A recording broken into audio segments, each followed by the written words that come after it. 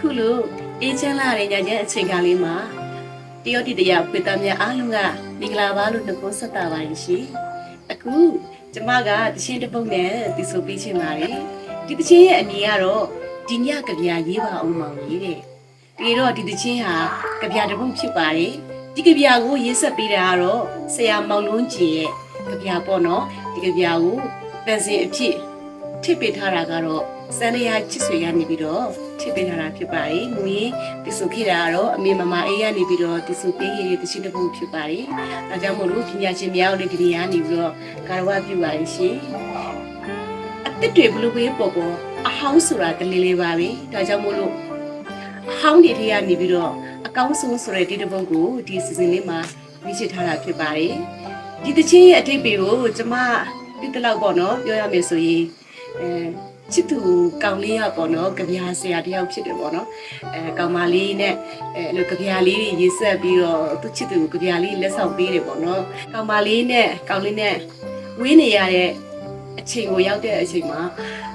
သူ့ရဲ့ကြပြာလေးတွေကိုကောင်မလေးကအရန်တတိရတယ်ပေါ့နော်ဒီကြပြာလေးတွေကိုဖတ်ရရင်သိကောင်းပါပဲဆိုပြီးတော့ဆူတန်တာလေပေါ့နော်ဆိုတော့ဒါကြည့်တဲ့ပြည်သူတွေအနေနဲ့ပြည့်တဲ့အနေနဲ့ပေါ့နော်ဒီကြပြာလေးကို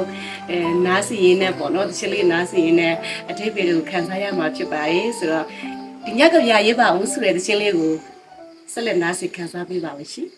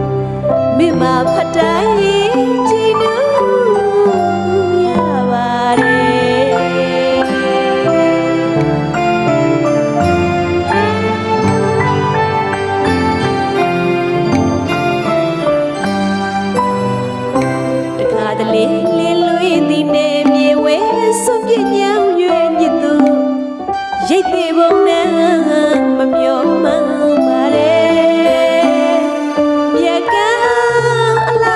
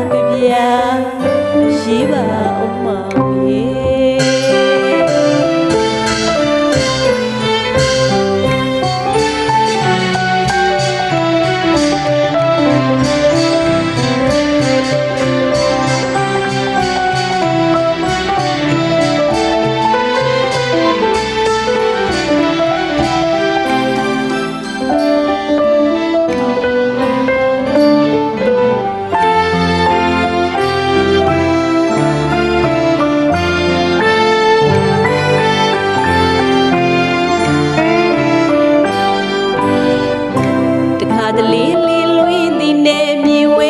စွန့်ပြညောင်းရွယ်ညစ်တို့ရိတ်သေးပုံနဲ့မမျောမှန်းပါရဲ့မြေကောင်းအလားလီငါစာနေတေးလာဝဲပြန်လေလိုက်တမ်းမှာချစ်သူပြေပြမြေရီကထိုးဘွားမျိုးလဲကိုကျူးမစစ်ရှိပါဖြစ်တော့စစ်ကိုမုန်းနေလေကချဲလေမောင်အသေးကိုသာခမဲဖြစ်ပန်း